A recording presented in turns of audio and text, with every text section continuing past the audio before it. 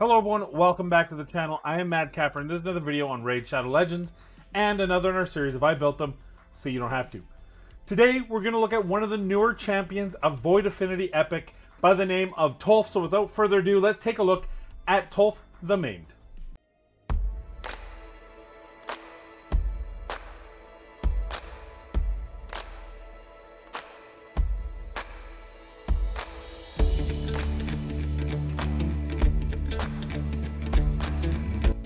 Blade Hand Butcher.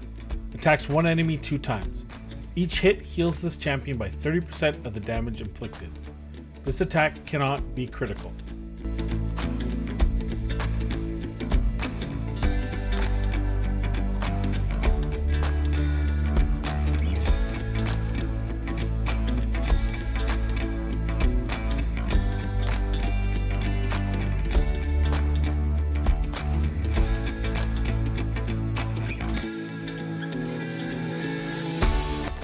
Cut Wide Open. Attacks one enemy. When not attacking bosses, inflicts pure damage and decreases the target's HP to 50%. Inflicts damage based on this champion's max HP instead, and places a stun debuff for 1 turn if the target already has less than 50% HP. Inflicts damage based on this champion's max HP when attacking bosses. This attack cannot be critical. Armor Cracker. Passive. Decreases the values of all enemy shield buffs by 50% at the start of every turn, then increases this champion's max HP by the same amount up to 25% of their max HP.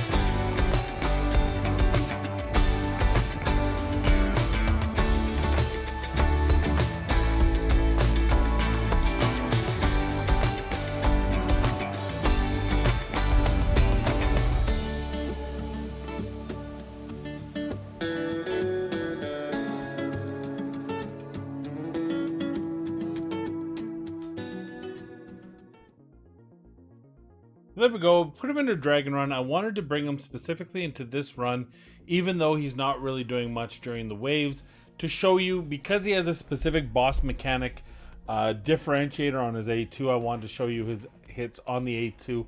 And we'll talk more about his kit in my final thoughts, but I just wanted to give you an objective view there so you could see what he was doing in that. Obviously, he's doing some damage. Seer's obviously doing the bulk of the work. But to give you an idea of what sort of thing is. So where I think we'll be able to find use for him is in the arena. So we're going to take him into the arena next. And I'm going to try, there's 2 different ways I think you can go with him. And I'm going to try way 1. So let's take a look at the gear we're going to be using to take him into the arena. And then we'll try him out in the arena, see what we can do. So here's Tolf the Maimed. Now, before we talk, normally I don't go over the kits in detail anymore. I just show you them in the previous deck and then we're good. But I want to talk a little bit about this because he's got 3 very specific abilities. And this one here, pretty self-explanatory. Think about it. Anytime you come into the arena, he takes a turn and he's cutting those shields in half. Krisk shields, Valkyrie, Warlord. You cannot, it's a passive. You can't put it on cooldown. This particular one anyway. So everything's good with this champion. He's going to be able to cut shields in half. So that is the passive. But this cut open wide, when he's not attacking bosses, it's pure damage and decreases the target's HP to 50%. That's very important. It's not by 50%, but to 50%. So the more HP on the champion, the better the value, obviously, because he's going to take him down to half. And then if they're already below 50%, he will place the stun debuff and hits him for his max HP is the modifier. But the most important thing you can talk about, both his A1, which does the heals, and the A2, which has all this different stuff, is the attack cannot be critical. So for that reason, we decided to lean into his HP. And he's an opportunity for an HP champion, a shield set champion. We have him at 115,000 HP. We could have gone even further, but I wanted him to be able to take a turn so we can show him So we have him in speed boots. I could have put him in HP boots and gotten that even higher. But it's a really good opportunity. And again, he does need accuracy to land the stun. But I don't think that is a big deal on the kit. I think the bigger deal on the kit is the pure massive HP. So when you take a look, we got a shield set, we've got HP gloves, we've got I've got 54% crit rate because most of my gear has at least some kind of crit rate. It's one of the main features or one of the main stats I look for because it's so good in 99% of the champions. This just happens to not be one of them. We use an HP neck, we use an HP banner, we use an HP ring, right? All HP. Again, the only thing not HP, which we could have switched out. I do have an HP one.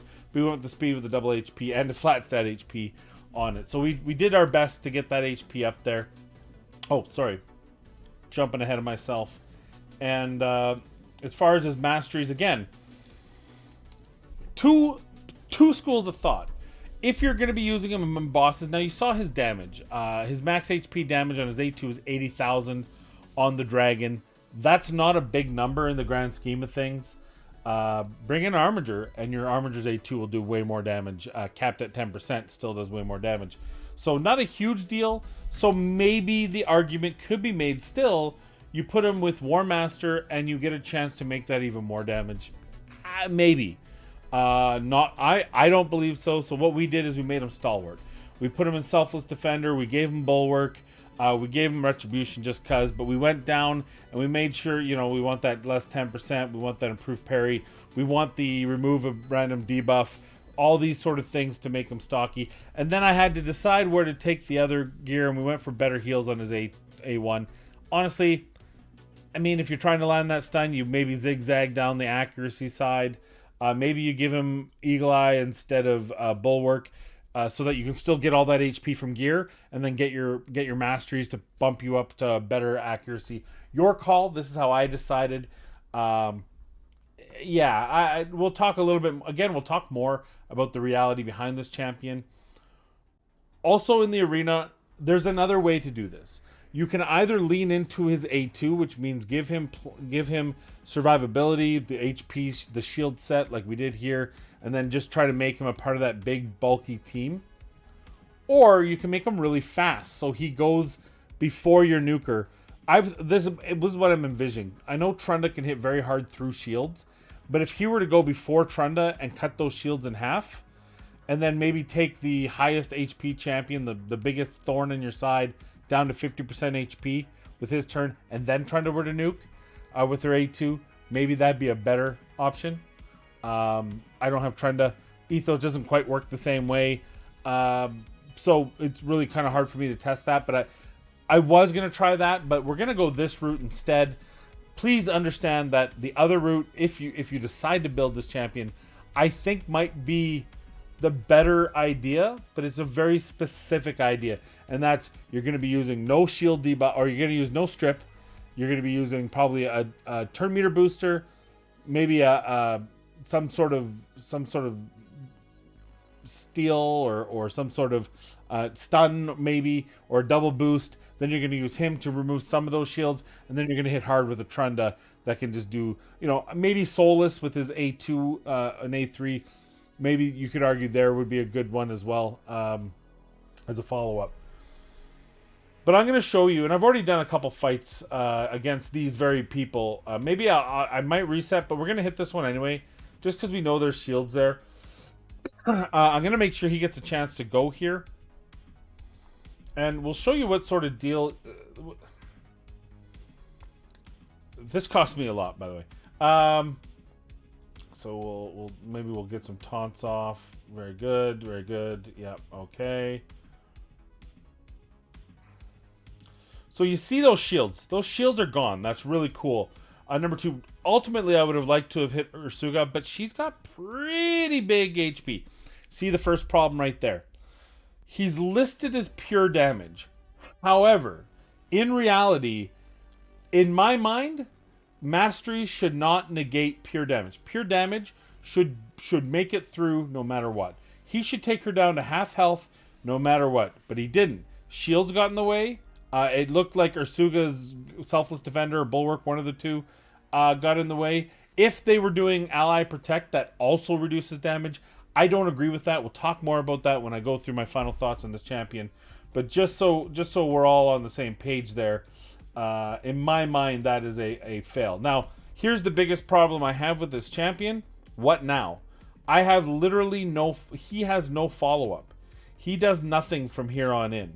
Other than be a meat shield. Like, it did 2,300 damage on the second. I think the first hit was the same. Didn't see it. So it's not a lot of damage. There's not a whole lot of use for him. Maybe if we had him in reflex gear. The problem is all my reflex gear is nuking gear. It's got crit damage and crit rate throughout it. It's the only stuff I've kept. Because so far the only place I've used it is with nuking champions with 2 skills, like a Inquisitor Shamael, right? That's where I use him. So this is such a different, where we aren't looking. He's not an attack champion, so it's not like a bomb champion. But the reality is, and see, now I've just lost my last hope. He's not hitting hard at all. Like 12k there is nothing. It's kind of a dead spot. And it's not like the theory behind the kit is cool, but the implementation, as you can see, he's just holding a spot that I need for someone else to do something else. I'd rather have a Madame Saracen here. I'd rather have a Necrit in here. I'd rather have a Krisk in here. I'd rather have any other champion in here that can do more than just a one-trick pony. Great, I can put shields on him, and he halves their shields, but now what? And you could be arguing, yeah, well, but Capri, you didn't put in your best nukers. But the reality is, this is where I want to use him. A big, beefy champion. Maybe I don't have Krisk or Asuga, and I need some kind of meat. And we'll refresh. Maybe we'll find something else. I will say that he will eat up anyone's shields, which is a bonus, because Necrit, for example, he'll eat Necrit shields. So when Necrit does that deal where you hit and he puts a whole bunch of shield there, the difference of the down, or whatever his kit does, he eats that shield up, which is good, but it's still hard. There's still no real fast follow-up. Like, we'll put in some heavy nuke here. We'll see what we can do. I probably should have used my faster ethos, but whatever. Yeah, we can do this. We're gonna be faster. See if we can. Yeah, so we did the best thing we could do. We locked out the one dude we're worried about. We won't do. We'll just do a single target because we want him a chance to go. We don't want you to go. We actually didn't want him to go either, but maybe we'll slow him down here. Good. Oh, still not enough. Still not enough. So shields are all gone by now, so who cares, I guess.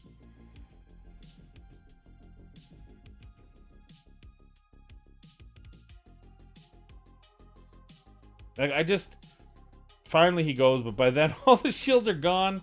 He's been cooled down. The shields don't get cooled down, so that's good. But he just doesn't do enough damage. Like, this is over.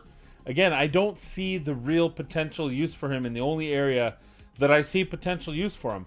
Maybe Doom Tower niche, right? There's a Krisk level that you're having problems with. But overall, his whole point is to reduce shields and then hit someone hard. And I think he doesn't do either very well. Let's see here. For you, trying to find another big fat shield team. There's possibly a big fat shield team. I bought a whole bunch of those 2-time packs, so I'm not too worried about burning a few gems for the sake of testing this out. Let's try. Let's bring in the other ethos instead, so we're a little faster. Oh no, I don't want to be faster. I want to be slower than this guy. So we'll bring in Solus again. We'll do this. We'll do this. This is fancy. This is big leagues. This is some next level here. Brogni? Sure, let's see what I have. Let's do it. Like, if you have to... God, why are your shields so small? Hey, are these all new Krisks that I'm fighting here? Your shields are too small. You go small shields. See, they're all taking turns and burning through their shields before he even gets a chance to go. But you'll see it there again. See, took half the shield. Very nice. Here's your highest health one, so boom.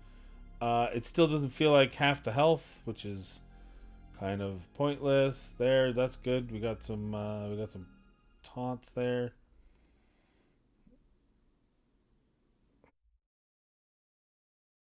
Yeah.